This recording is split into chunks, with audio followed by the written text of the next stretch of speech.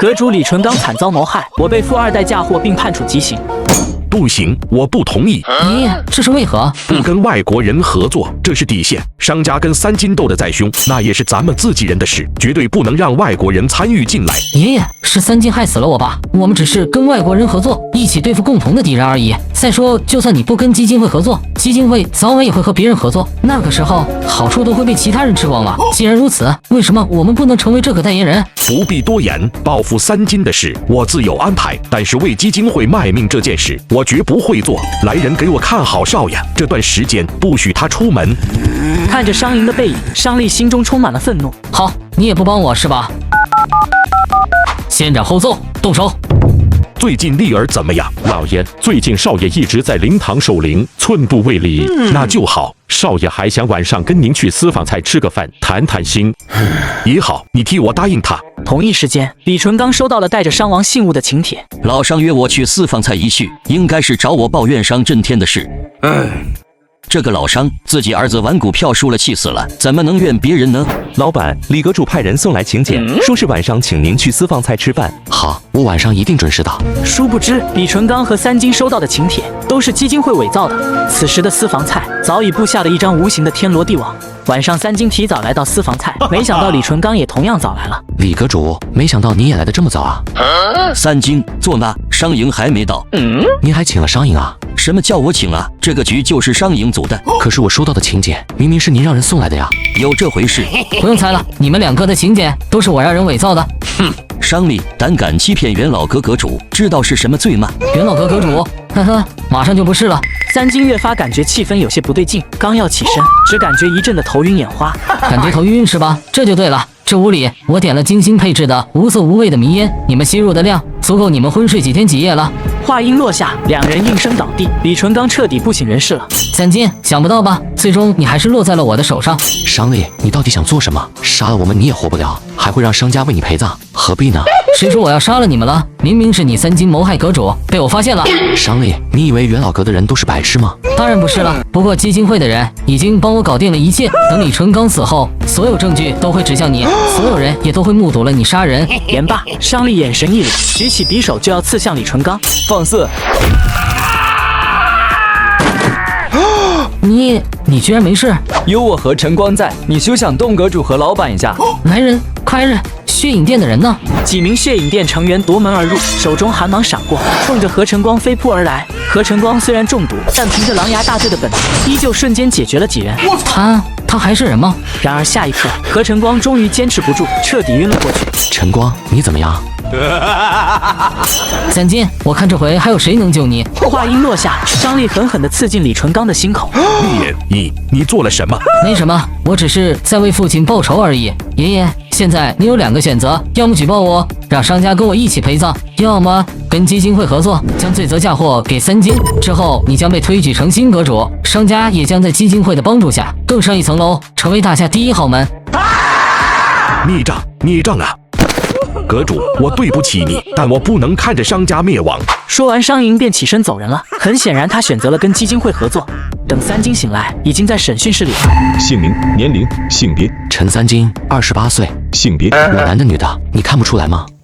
问你什么就回答什么，别说废话。你是怎么谋害李阁主的？谋害李阁主的原因是什么？叔叔，我冤枉啊，是商力干的，不是我。匕首上面都是你的指纹，现场也有你遗留下的证据，工作人员也都说看到了你谋害李阁主。我现在给你机会，是在帮你，只要你招供，我们可以考虑宽大处理。看来基金会伪造的证据非常完美，在我的律师来之前，我有权保持沉默。公子苑与诸葛婉儿都知道了这件事，一起焦急地找到律师。王律师，情况很糟糕吗？龚小姐，现在的情况对三金先生非常不利，人证物证俱在，后天就开庭。一旦开庭，三金先生被判死刑的概率大于99.9%。那0.1%的希望是什么？有人跳出来承认是自己杀的人，并且能提供相关的证据。从律所出来，两人都有些绝望了。哇，现在如何是好啊？我相信三金哥肯定是被诬陷的。我也认为是这样，可惜法官只看证据，不管动机。现在所有证据都指向了三金是凶手。那怎么办啊？我回去求求爷爷，看看他有没有办法。紫苑姐，你先回去，别着急。狼牙王，你怎么来了？真是孽缘啊！三金，我那宝贝孙女求我来救你，我真不知道她是怎么被你小子给迷住的。回去告诉我儿，是我欠她的，恐怕这辈子都没法还了。少废话，到底怎么回事？商银和商利已经被基金会给买通了，而且我怀疑袁老阁和朝堂之上也有不少基金会的人。你说是老商干的，他绝对不可能跟外国人合作，这是他的底线。千真万确，不信的话，明日袁老阁新任阁主选举，你一看便知。如果是这样的，那事情可就严重了。我暂时还没救你出去的好办法，不过我会尽力派人查明真相，你先委屈几天。隔天袁老阁府，商利今天格外的兴奋，开心点，爷爷，马上您就要成为阁主了，这可是您大喜的日子啊！我看是你大喜的日子才对吧？没错，也是我大喜的日子。您上位，我当然高兴了。没多久，4大天王落座，其他元老阁中高层全部齐聚一堂。最近发生的事，想必大家都知道了。白龙王三金涉嫌谋杀阁主李纯刚，元老阁群龙无首，需要重新投票选举出一名阁主。本次选举，我特意请来了公证处的人全程监督。不少元老阁成员都相视一笑，仿佛已经确定要选谁了。下面开始唱名计票。随着唱名的进行，诸葛尊越来越心惊。选票里90%的人选了商银，恐怕三金说的是真的了。计票完毕，我宣布本次选举元老阁阁主为商王商银，恭喜商阁主，恭喜商阁主，恭喜商阁主。很高兴大家能选我为阁主，说实话，受之有愧。不过既然当上了阁主，那商某人定当尽全力。李阁主被三金谋害，尸骨未寒，我认为必须从重处罚。传我命令，将三金的审判提到今天来。这是要斩草除根啊！不行，绝对不能让这种事发生。在商银的运作下，法官很快宣布了最终判决。三金谋杀李纯刚一事，证据确凿，影响恶劣，故判处死刑，30天后执行。话音落下，台下众人全都止不住的颤抖。我的儿啊，你明明是国家的英雄。公子苑与诸葛婉儿直接瘫软倒下了。何晨光愤怒地把地板踩出了一个口子。如果我能再坚持一下，老板就不会被人陷害了，都怪我。没用的，恐怕就是我也会被迷晕。说着，冷风看向了满面笑容的商利和商银。若是老板出事，你们也要陪葬。三金啊，三金，你也有今天。你不是很牛叉吗？不是大夏第一天王吗？不是4大良商、几大使徒都敌不过你吗？怎么现在落得如此下场呢？商银，你我2人如何争斗，终究不过是自己人争利益罢了。你跟基金会勾结在一起，知道这是什么性质吗？商银羞愧地低下了头。成王败寇，这个道理你都不懂吗？顿了顿，商利凑近三金。其实我最感谢的不是基金会，而是果斯特小姐。是戴安娜密谋策划的这一切。当然了，计划是她出的，人手是她安排的，为的就是报复你啊！还有一件事忘了告诉你了，公明来找过我了，他希望我娶了公子苑，好让公家傍上我商家这棵大树。或许在你死之前，还能看到自己女朋友披上婚纱的样子呢。你说的不错，商家已经跟基金会勾结在了一起。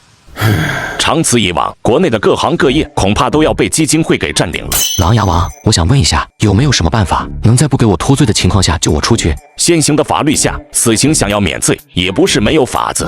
什么法子？第一，在科研领域做出极大贡献，搞出国家急缺的科研成果；第二，在经济领域做出重大贡献，让 GDP 增加超过5%；第三，提高综合国力，让大夏在世界上的排名最少上涨10名以上；第四，发现外星文明，能做到其中1条，可免除死罪。每一条都难如登天，从大夏建国以来，没有任何人完成过。或许我能做得到。